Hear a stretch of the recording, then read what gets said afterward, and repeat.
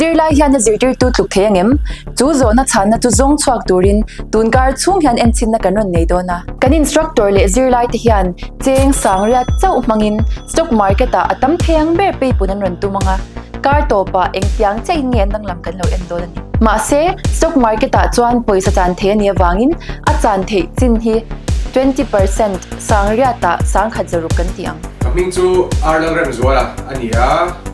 paybook ai te ga hian instructor kan dia kaming chu rikia hi sare mane ani science dona instructor versus student pu to kop mai engzat ngen siam chuang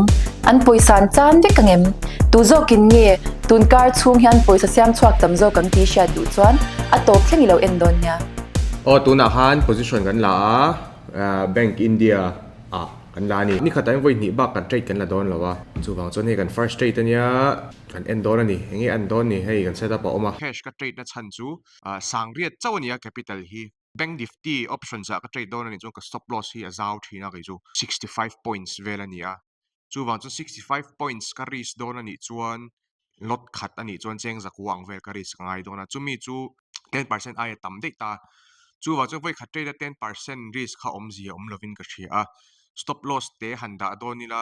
ka trade dana ni boxi lawa ni laudawa mani inti lui kha ka du lawa chu wang chuan cash lama ka chuan nga nifty a 300 points vel risk na tur ka mu chuan nia kan ti thonga ole hei kan first risk reward 1:1 chu hit to nge me za som nga hi ni ta chuan zathuma kai huna trailing stop loss kan mang don chi a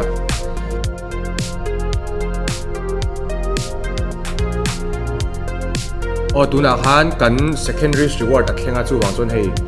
stop loss hi ka entry ka son to don ani o chuan ti khan ani lo o ka son sual update le hal zoi ni 114.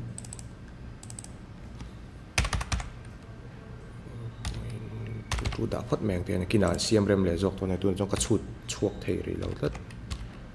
0.20 o ti khan entry kan da next target tu thi 1:3 ni do na 1:3 kan en le chinang 1:3 kan thleng thei nge mo tilai vel hi ni do na ni so ne kan final target tur ni do na tilai kan thleng ani chuan kan full exit do na tuna hian cheng zathum le ti vel kan profit me karinga lang thei lawa ngaro ta hian la o cheng zathum somni pasari vel kan profit me kani tuna hian hei ka third risk reward third r 3r thlenga chong ka trailing stop loss hi 1:1 aga da to do ni chon 4r thlengu nai kan full exit to do na ni capital tang hian kan soinon lenga capital tang hian 1.9% ka risk ka chungi chu sangre da tang chuan za som nga vel ani eng po thleng se vuya jo kan loss to don oi ti khan hei kan trade dan hi scalping ani lawa day trade ang tak tak khani ni leng in that position te kan hold thina ma se dar thum le mi sok ni chuan kan har fel ve thina ni mi chu kan trade dan ani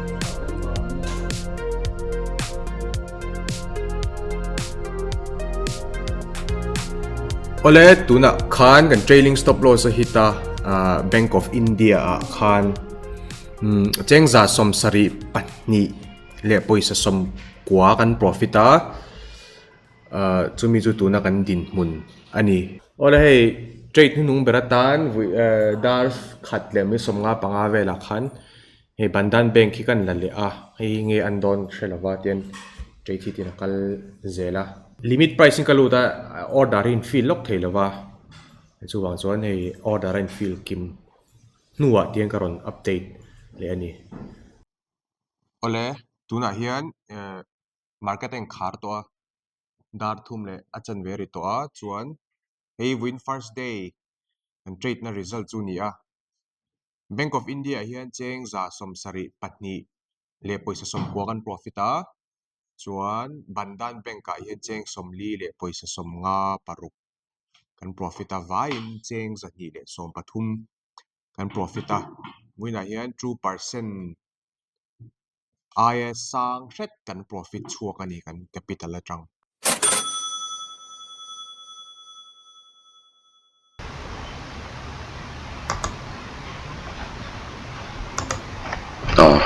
to ang position kala Victor Food Specialist Limited market ka short rồi nó là position halo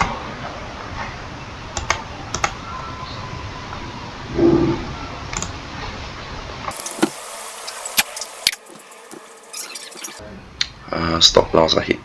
first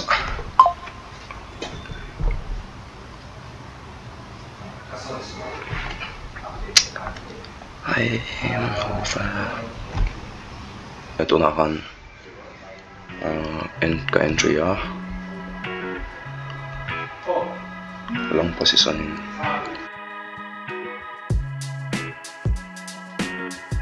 okay na yan okay na ka entry Premier Energies Limited okay na stop loss hit le okay su kabay sa yung market kalawa kay ma kalawin and lock law bok na Friday train market kalawin to law suan 3.5% ang veve ka ris suan ni kata yan 5% ba ka ris lawang kati ka capital trogin masa 6.5% ka loss to when tan suan entry bell na entry dang lak tum na ru kan nei to san lawa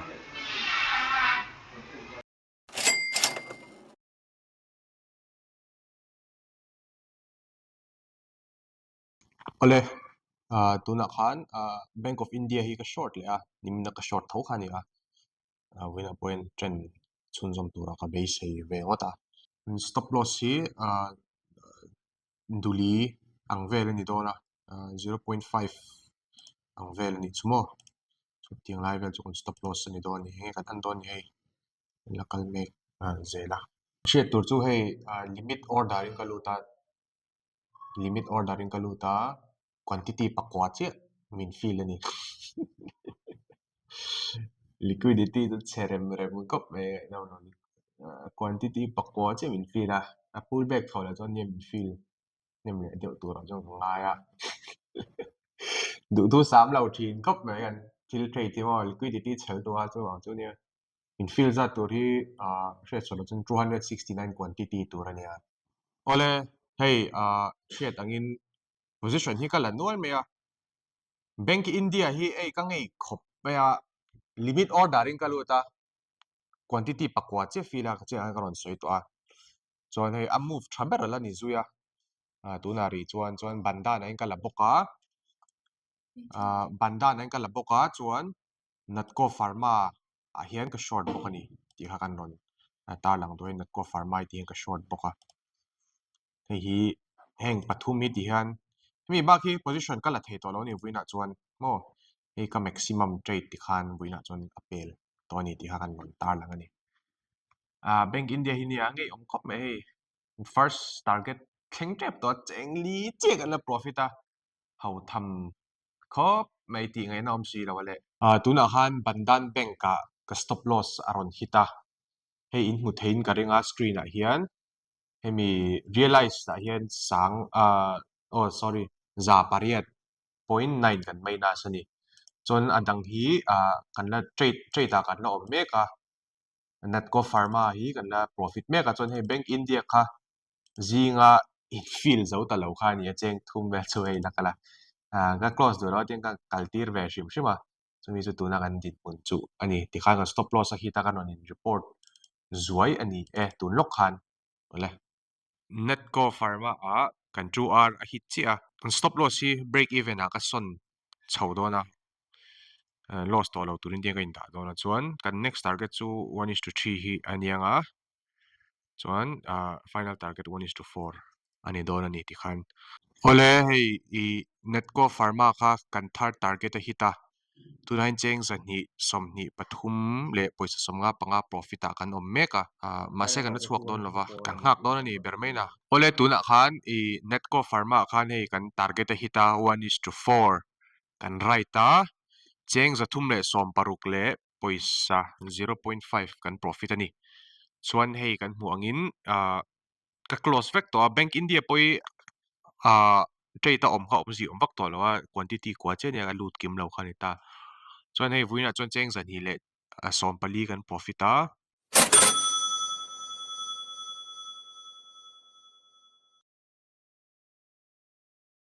tuna khan Geo Finance a short position kala chia voin ni na nia target price a hian 2.3% vel ka seta stop loss a hian kan capital te cha tha tok lo box hi 0.3% vel ka seta stop loss a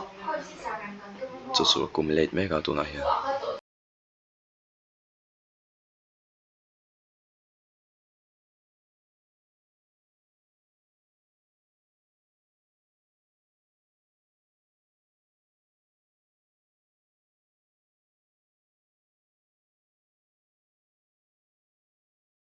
tikan voina tan chuan voi khat che trade kala mana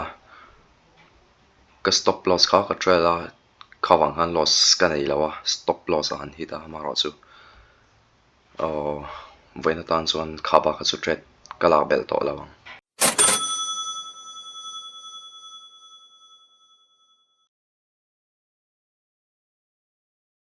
first trade of the day nia Netco Pharma an short le a stop loss a hit chuan kanon update anga first target te hit chuan dihan kanon update le don ani Netco Pharma khan kan stop loss a hit hlau mai a cheng za somli paruk le poisa somthum kan loss ani khami kha kanon report a chuan Bank of India hi kan limit order heta hian hemi candle a hian ka seta chuan he pullback chholea kan order te fill ani chuan Bank of India trade kan la don ani kan short le don tho ni hei po hi short rang mai ni tunai chu market Bank of India khan kan order fill chi a tuna hian trade a kan om mek to a chuan hei poina kan last trade tur ani bokani ti kha kan ron soidu ani ni khata voi ni item kan trade to don lo hei ni ni azon in kan loss nei lo kan kal to chu wang chuan win hi loss na chan sa sang to em ani ti kha trade tanga probability in play out ve hinga ya se loss mai the loss lo mai the poka engma kan threlova se profit tur chuan trading a chuan hetiang ang risk hi kan lak angai ani ti kha kan trade tanga ya hei a business nature ti meng asum don lang kalphung ani a profit tur chuan loss kan huam angai ni ti han thre tangai ni Bank of India khan kan second target kan first target second target angani chu bermena kan 1:2 a hit chia chuan ka stop loss hi ka entry ka sonanga kan third target hi kan mel le don ani chu hetilai hi chart a chuan cheng za som pakhat angvel hi ni hi kan third target tur ani dona chuan kan fourth target tur chu hei hi nianga tuna hian cheng za ni somruk panga borvela profit hi omeka chuan kan loss to nen chuan tuna hian cheng za som panga cheng za som ni angvel kan profit mek ani chu vuina kan din mun ani import thleng sela vuina hian cheng za som nga vel pa kan loss to don lo ani ti kha kan non tar lang ani chu Bank of India ka trade kha tuna hian kan target a thleng lo che che in kan exit anga ya chan chu dar thum le mi som pasari ri to a dar thum le mi som pasari hian a in auto square of thina chuan tuna hian profit za thum somriat pali le poisa somli pariat kan ne a Bank of India hian chuan zinga Natco Pharma kan loss nen khan vuina kan profit zong chu cheng zahni somthum pariat le poisa som pariat ani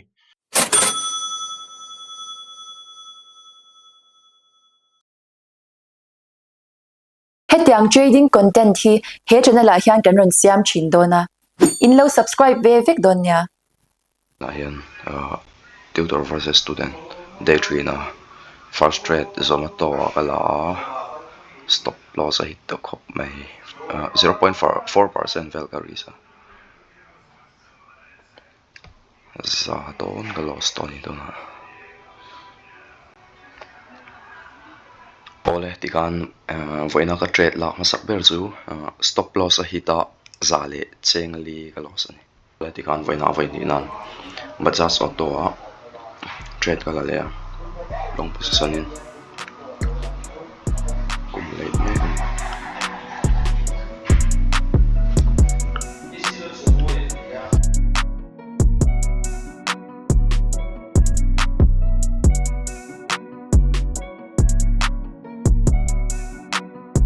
le ti khan voina ka last trade chu SL hit le ase stop loss hi ka trail mana wang khan ka loss po claim te somnga tanga za vel ba ka loss loving ka ria zon voina tan zon kha ka du to do ni trade tan zon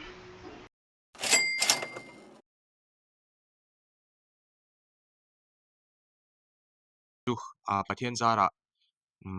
profit lo ni kan la nei lova nimi na po khan kan profit a monday tang kan la profit chara win hi nge kan an le ton ni ola hei tuna hian bandan bank kan short le meka tian nge an don ni position ka la ti karon soi ni win chu hei trading mood a po kan cheng lo ni win chu oi thla khop mai ola hei tlai dar thum le minute som pangari to a wina hian bandan bank che kha kan trade ta zinga trade kala kha khami ba kha trade lawa chon update tur em po kha om lova chan chu kan target engma hit lawa chu wang chuan ti hian tlai intraday ni na ang kan kharangai to sia chu wang chuan ti hian khar ta ni a chuan hei an entaila chengli che kan profit a wina ma se lom om tho thowa losing kan lakal lawa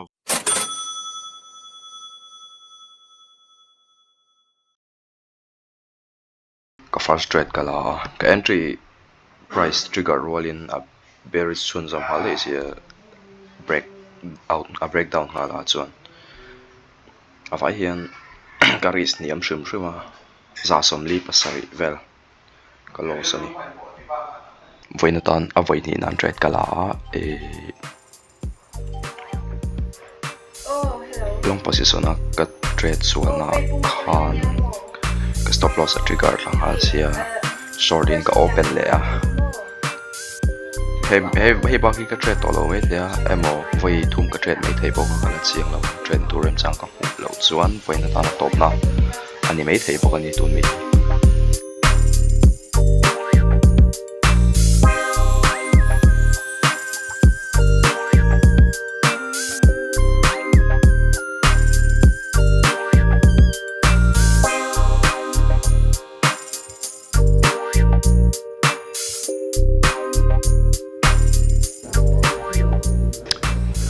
ole di khan profit ka kal thale de ole ka stop loss hi ka trail thang stop loss hi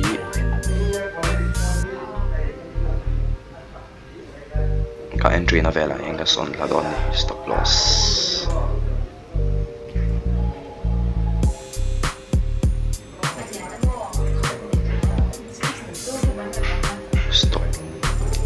stop loss hi di khan ka trail si a loss low during ka set don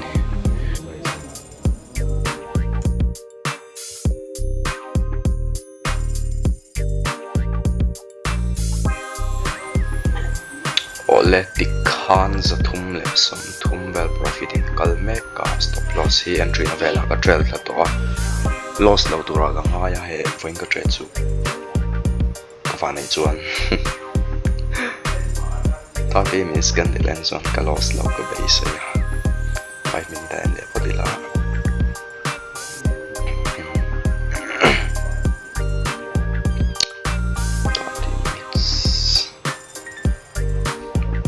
bearish candle is strong pop live area vel tal so hit thla ka in profit ka book trend aro ka target prices atlang dei long time the live vel hit thlang zone the live vel hit len chuan profit hi ka book thei to don hi lai ka entry na vel khan ole hi first horizontal ga da na hi ka entry na chung re da nia ka stop loss hi ka entry na kha hi ta tu na ka stop loss son thlang hi chuan hi second horizontal line ka da hi asu hit le ni chuan half profit ka book anga chuan a break down ani chuan ka hold le nga a break down lo chuan ka out vek to lo ni tu na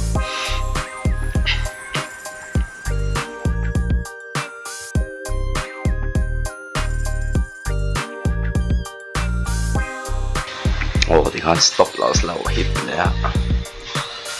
a vain tan chuan trade chu ka du tok wang ni tan chuan du tok khoda rop thla ko in stop loss alo hitani men tan sang khazon khani me rosa aniu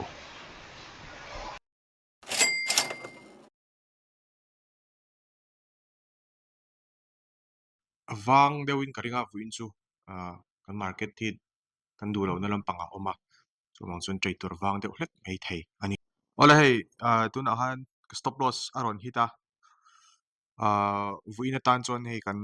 zo der ni na langa top ni kan khar sen thei ram don ani cheng za som pali kan loss ani vuina tikhan Monday to Thursday thleng kha loss nei loin kan kala chuan a top ni Friday a hian cheng za le som pali kan loss a tikhan competition ke chuan khar ani zat nge ka tungpui pa hian aron hlap chhuah don ka hrelo ama se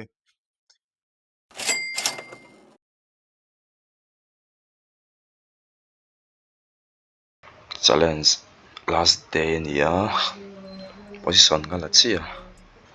short position ka honga tuna loss in kalmek a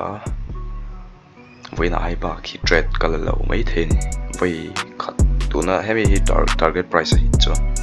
voi khat kala le mai thei bo ni timbal so ba khi trade la ka tum ran lawa tun kar chu analysis ka nei thalawa in en na hun ka nei vak lo ne trade loss char ne stop loss hit mi tun kar chu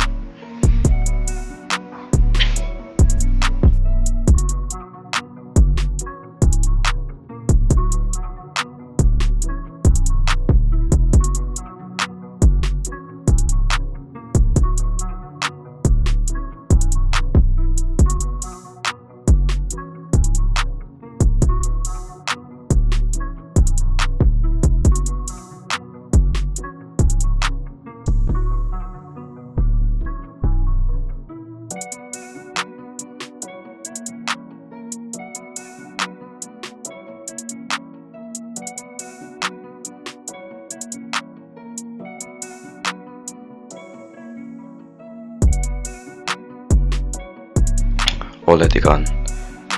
voina first position lak chu SL hit le nga rengota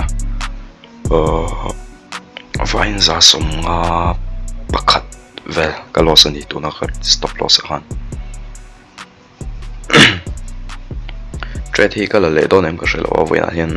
ka en potanga trade na tu rem chang ka mu lo chuan kala to kher lo mai thei ni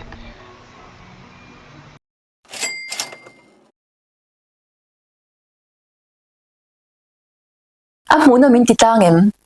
in rin zo ka chakem next video ta na mu chak le en chak deuhin nei chuan a hnuaiah hian in lo comment ve theuh don nia